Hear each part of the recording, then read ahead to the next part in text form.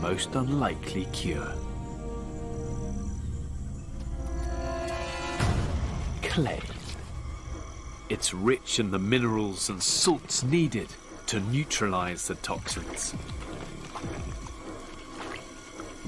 But the longer the dry season, the more they must visit the clay lake.